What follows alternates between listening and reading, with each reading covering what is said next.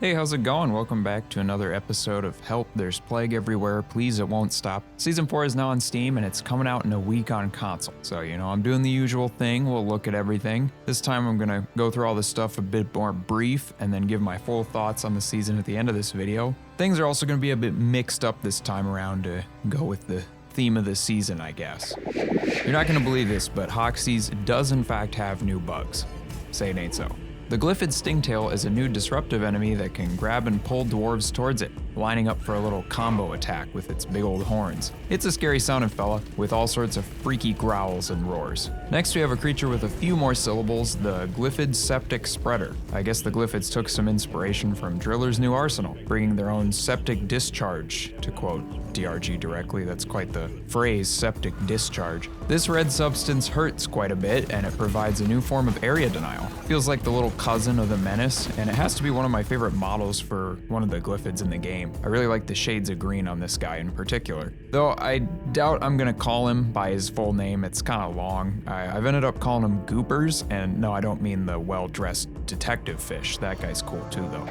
In any mission, there's a chance he'll run into a fancy new beepin' crate. Everyone loves to hear a fancy beepin' crate. These give you and your team jet boots, which a lot of people shared concern about early on, but I think they're pretty safely implemented. And while obviously it provides more movement in a mission and makes it easier in that aspect, you can't use them for too long as they overheat, and like anything that makes you go up, it can also make you go down.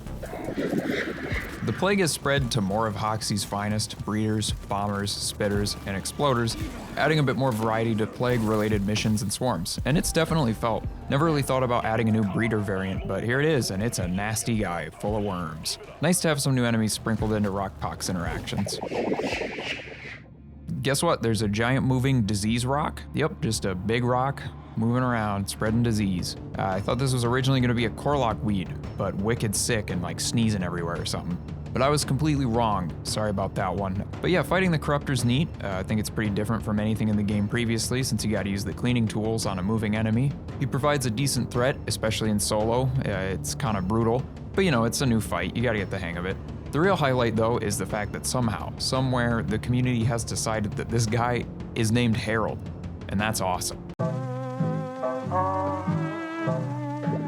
The space rig got some new decorations, some intentional and some not. The big window got a nice overhaul, simultaneously looking a lot fancier and also keeping the increasing amount of plague growth out of the rig. The real highlight is the Abyss bar this time around, with a new area including an arcade machine called Jetty Boot.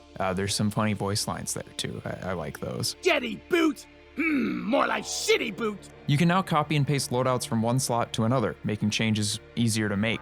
You can also randomize your equipment in the terminal with a button, just like the wardrobe, which is pretty cool too. Randomizer is the first beer to affect missions outside of the signature ones. It does so by randomizing your equipment and cosmetics for the duration of one mission, returning it to normal afterward. It's a really fun way to spice up missions when you're feeling like you need to do a little challenge or just make things more amusing. I'm really excited to use these on deep dives especially. Though as of writing this, the random weapons don't change for each stage of the deep dive, and I don't know, I think I would rather that it does that. I kind of like the idea of getting a different weapon each stage of the deep dive. I feel like it would add a lot of variety to it. This might change by the time I'm uploading this, and I'll put on the screen if it has. Armor sets MK1 to MK5 now have sleeveless versions, allowing for more fine-tuning on your dwarven creations. Hey, you love to see it, good stuff.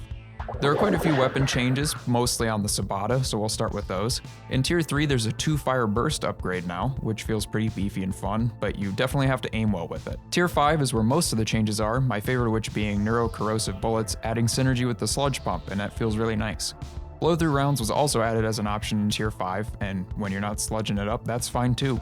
Lastly, the Tranquilizer rounds overclock gives a slowness effect to enemies that are immune to stun, so that it's generally more useful in those situations.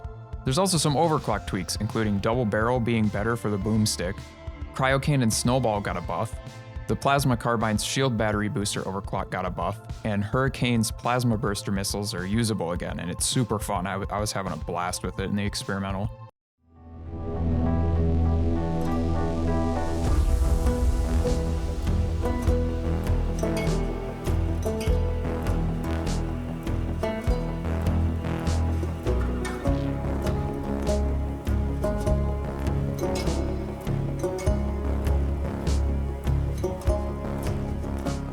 The new seasonal content is here too, the same as you've come to know for previous seasons. Let's go through my favorite cosmetics right now, might as well do it. Amazonic is giving Tears of the Kingdom Link, and I love to see it. Lazule is a really cool weapon paint job that looks pretty neat, might work well with the Supporter 2 frameworks. Double Trouble is a mustache that I don't need to describe why it's great, just look at it. Cuboid is a beard that I think is kind of weird looking, but it definitely has some funny potential. Lord Commodore looks like sideburns coming out of a dude's nose, and that's kind of funny. Brassy Swirls is one of my favorite armor paint jobs they've added in the season passes, period. I love it. Goggled Bandana looks really funny, and you got big old goggles and they're really square. I just think it looks goofy and fun. Domed Operator is my favorite hat this time around. It's like simultaneously nerdy, cool, and also goofy. There's a lot of potential here. I like it. And lastly, the hair color this time is Sapphire, finally. I'm so excited to see a blue hair color. The only problem is it's level 99 in the past, so it's gonna be a bit till I use that one. But when I get there, oh boy, I can't wait. Also, the cosmetic tree has an infected set of frameworks, which look really sweet. I could see a bunch of red colors working well with it. All right, so that's pretty much everything I want to highlight this time around. Usually these overview videos are mostly me covering the content, some small thoughts, and then I end it. But this time I have a little bit more to say. Season 4 has a lot of great stuff. The Corruptor, aka Herald, is an interesting addition and engaging mini-boss with a lot more than the previous seasonal enemies like the Prospector or the Nemesis. I much prefer it over those two. I love the two new enemies. The Stingtail fits so well into Deep Rock, sounds scary, and does all the great things that bugs in DRG do. Same thing goes for the Gooper, who adds a ton of chaos to a fight in a very small amount of time. It's very fun to fight that guy. Even in only doing a few missions, I noticed how much these two enemies add to fights. I mean, you can just add two enemies and they really do change things up, and that's neat. The Rockpox variants add a nice coat of paint to previous events, giving them more variety. I was expecting this feature, but we did get more variants than I was anticipating, so that's neat. I hope they're put well into the game after the Plague season theme ends and provide variety outside of the Lithophage mutator in the future. Overall, the enemy portion of Season 4 is solid. For those who weren't around in early access, there was an update that focused heavily on new enemy types called Horror of Hoxties in 2019. This added the Warden, Bulk Detonator, Menace, Trawlers, Slashers, Guards. It was a big old update, and I loved it. It was around the time when I was first really getting into Deep Rock, and Season 4 gives me that same kind of feel. Ton of new variants, two new enemies, and a big old mini-boss guy. Moving on from there, jet boots, these are cool. When playing Engineer, Driller, and Gunner, you definitely feel the impact of these. Being able to move vertically in short bursts is something super handy across the board, but it doesn't completely trivialize movement in the game. It reminds me of the implementation of things like low gravity and rich atmosphere. Those provide benefits in some aspects, but also come with new problems too. It's kind of weird. I think jet boots could have been a mutator, though it doesn't really make sense that the planet would just occasionally have some boots there. Like, it doesn't fit the mutator system. Either way, I think it's neat, and they could always add new power-ups to it in the future. Randomizer is genuinely one of my favorite additions to the game in recent memory. For someone who's played this game for so long like me, adding a goofy new way to alter my weapons to things I don't know until I'm down on Hoxies is super exciting and fun. It feels so right for DRG. I think it's great that it's always available in the bar instead of only being there sometimes too. I really appreciate that. This is definitely the sneaky highlight of the update for me personally. The balance changes to the Sabato were long overdue, but they're good, and I'm happy with what they did. The overclock changes are also pretty good across the board. I love the plasma burster missiles, and I think the new version of Double Barrel is genuinely like a contender for the boomstick now. It's really fun. So yeah, as a whole, I like Season 4. That being said, I think in the future, I'd like to see the season terminal get a pretty big change. Now arriving at the 4th season with this, it's become apparent that each part of the season terminal has stayed pretty much the same since Season 1 released. Every season pass has a similar set of items. I don't have the exact numbers, but it's reached a point where I kind of know what's coming every season. The cosmetic tree remains the highlight of this whole system for me. I still love this concept. I think this would also benefit from more variety in what you get instead of most of it being one framework. Those are pretty small nitpicks to be honest, but my biggest point of concern for future seasons is in the season events. So far there are two types of events, objective-based ones that give you script such as data deposits, rival signals, meteors, and meteor showers. Another type is a mini-boss like the Prospector or the new Corruptor. These things are cool and all the content is well made.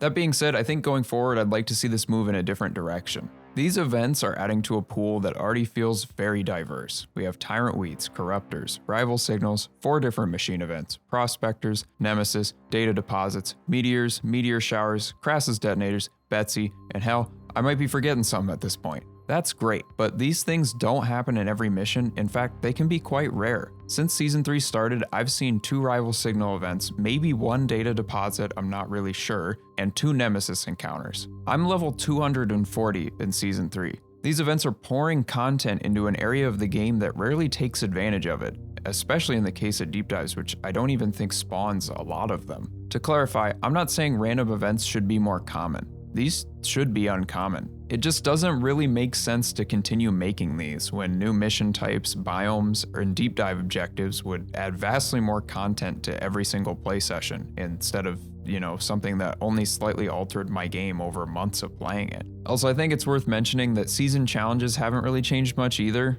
The current ones you see are the same ones you'd see in Season 1, except for the ones relating to events. I'd like to see more of these added in the mix to make challenges more interesting.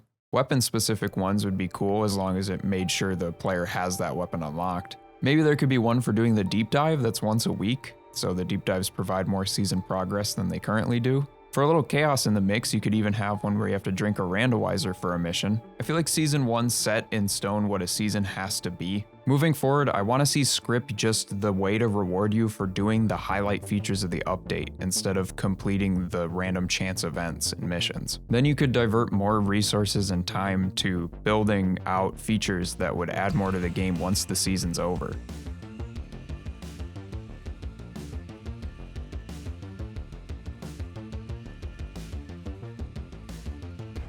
And to anyone at Ghost Ship watching, hi, how's it going? Congratulations on Season 4. I'm sure you broke records like usual. We see what you did with the DLC this time around, and stuff like that is a needle in a haystack when it comes to community interaction. I'd love to talk about this with any of you, so if you want to reach out and chat about stuff and just hang out, let me know. Thank you for sticking with Deep Rock for so long. I did not expect this game to still get updates this far down the line, but here we are, and I'm so glad. And thank you to everyone who watched this video. I'm gonna go play DRG with all my friends a ton, and I hope y'all are enjoying it too. You should go in the comments right now and tell me what you think about my season terminal complaints, what content you want to see in future updates for the game, and generally your thoughts on Season 4. Have a wonderful rest of your day. Best of luck on your Herald fights.